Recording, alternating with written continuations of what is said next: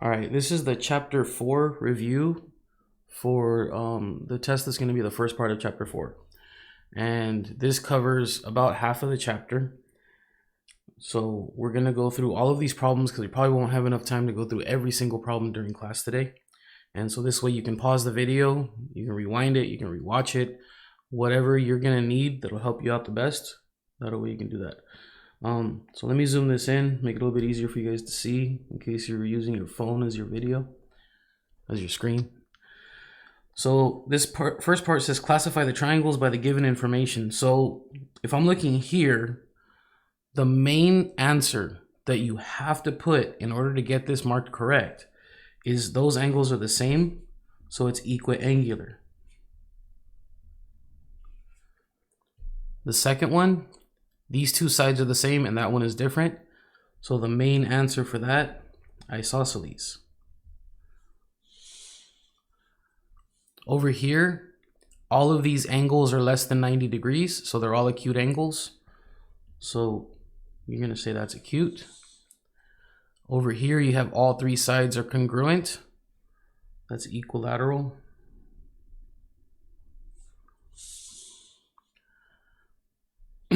Over here, all three sides are different. That's scalene. You have a right angle right here. So even though that one's acute, this right angle takes over the name. So that's a right triangle. And then the last one over here, even though 20 and 15 are both acute, that 145 is obtuse. So this would be an obtuse triangle. Now, every single one of these does have a second classification. So if you can find the second classification for all 7 of these, you'll be able to get a point of extra credit for it. But you have to get all of them correct in order to get that extra point because it's extra. So if I came back through these, I told you guys that anytime it's equiangular, it's also going to be equilateral. Those are married to each other. They're always connected. They will never separate. Over here, if you look at every one of these angles, they're definitely all going to be acute angles. So the second name for this would be acute. Over here, because all of these are different, that means all of the sides would have to be different. So the second name for that would be scalene. Once again, equiangular and equilateral are always connected, so this would also be equiangular.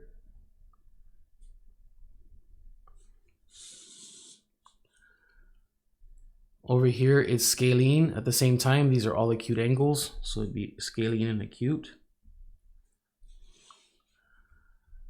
Over here, if this is 30 and that's 90, we can find this angle and it's 60 degrees. That's different from 90 and from 30. That means that all the sides are going to be different also. So again, you'd say that's scalene. And over here, same thing. 20, 15, and 145 are all different angles. That means the sides would also be different. So that would be also scalene. So once again, the only way that you get an extra point for those is if you gave me the original main answers, the ones I put in red first, have to be correct. Otherwise, you're just guessing. So I need it to be completely correct. And then if you want to try for that extra point, you can give me all of the secondary classifications, and then that could get you an extra point. Next section. You're supposed to be finding the missing angles, the variables, but they're in the angles. So remember that all triangles add up to 180 degrees. So that's going to be one of the main things you're going to be using. So if you know that this angle is already 45 and you're looking for the x over here, if you know what the angle is right here where the d is, you would have 2 out of 3 of them. So right here we have linear pair. You can use that linear pair theorem. You can go 180 minus 60, you're down to 120. That means you know this is 120 degrees. Even though I didn't ask for it, you want that angle because now you can use the triangle angle sum theorem So now you can come in and go 180 minus 120 minus 45 and find out what that is. So calculator, 180 minus 120 minus 45, I get 15 degrees. So this is going to be my x. On this angle at the triangle at the bottom, you already have 60 and 20. So you're going to use the same idea from up here, but you don't need to find the second angle. You already have both of them. You're going to go 180 minus 60 minus 20, and that's going to be 100. And that's going to be this answer. And then down here it says classify triangle ADC. So if you're looking at this triangle, ADC is this top one up here. That one has an obtuse angle, so you'd say it's obtuse.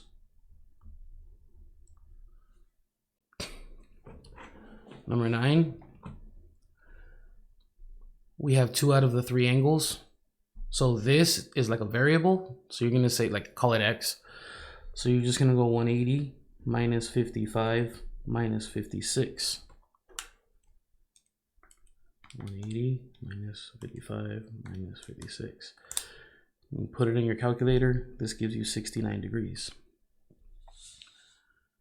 Over here, that's an exterior angle.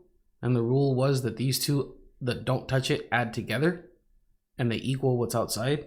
So you can make an equation that goes x plus 66 equals that 142. And then you're going to solve it. So you want to get rid of 66. Subtract 66 from both sides. 142 minus 66 is 76. So that means your answer, 76. This one's also, x is an exterior angle. So these two would add together to equal that. So x is 12 plus 141, 153. That's all you do for that answer. Over here it says, draw or describe a real life example of an obtuse triangle. Easiest one that I can come up with, the roof of a house. So that would be describing it if I'm not good at drawing, or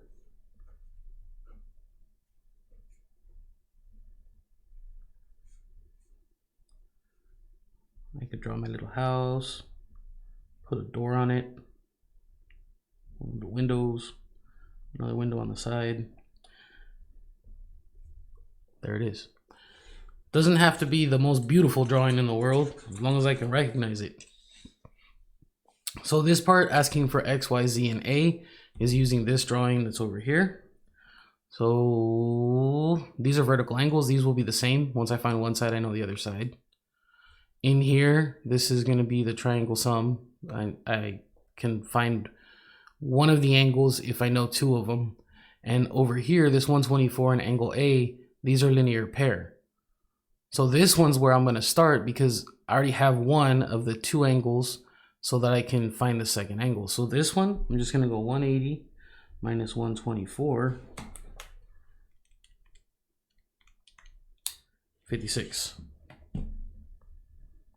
And that's for angle. That's for A right there. So 56.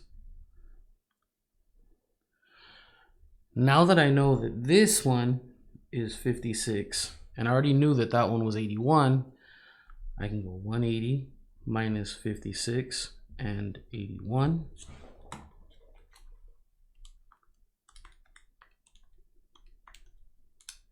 And get 43. So that's going to be x.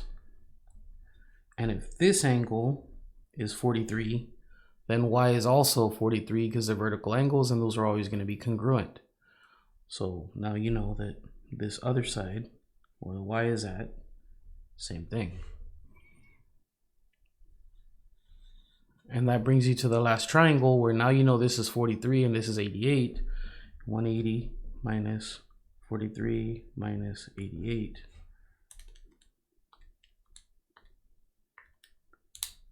And I got 49.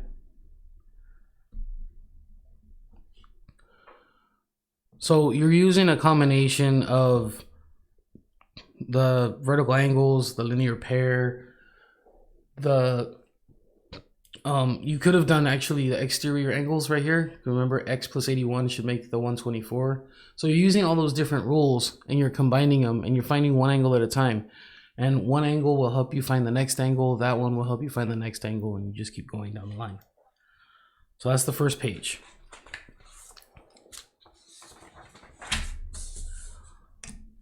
On the second page, pay attention to the markings over here so you can see which sides are congruent, or down here, those angles are congruent. Those are going to be base angles on an isosceles triangle.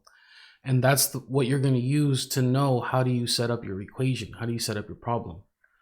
So pay attention to those markings, because that's what's going to be what's going to guide you on what process to use.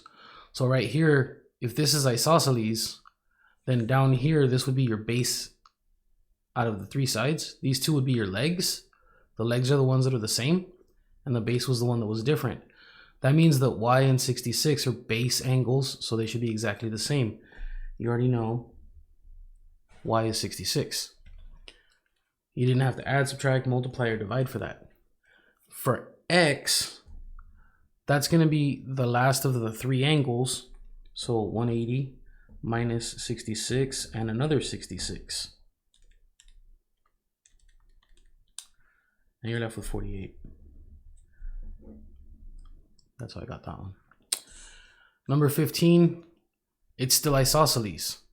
But this time, you were given this angle that's not one of the base angles. So these three add up to 180, and these are actually the same thing. So if I pretend this y is actually an x for a little bit, then I can say the x and the other x and the 65 all together make 180. That'd be two x's and the 65 make 180. Subtracting 65 from both sides is 115. And then divide by 2. X is 57.5. That's 57.5, and this is the other 57.5.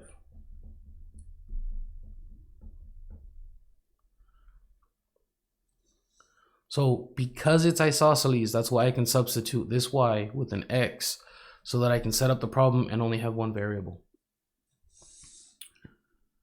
Number 16, these two 40s down here are going to be the base angles on an isosceles triangle, which means that 15 is your base.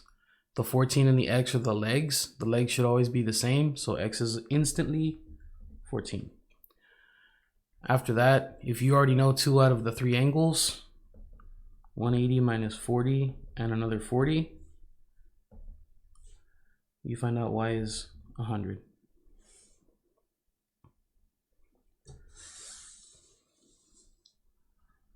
Number 17, all three of these are the same, so remember that that's equilateral, and the rule was equilateral is always also equiangular. That means that every one of these angles has to be 180 divided by 3 equal parts. So this one's 60, this one's 60, and this one's 60.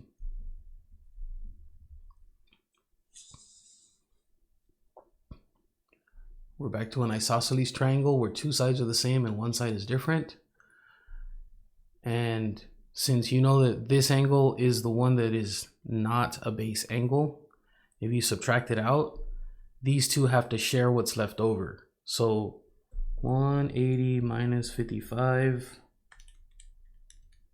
is 125. So if you get that and cut it in half,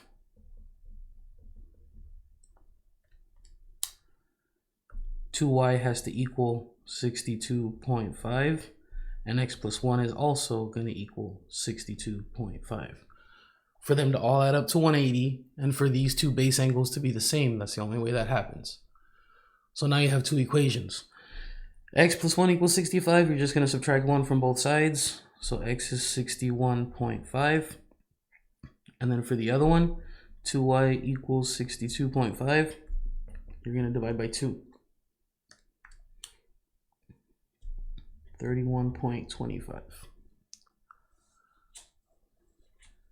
And make sure you don't round to a whole number. I told you guys to round to the nearest tenth. So you could call that 31.3. That's acceptable. Or since it's only one more decimal, you can leave it the way it is in the calculator. So I left it the way it was in the calculator. And then the last problem.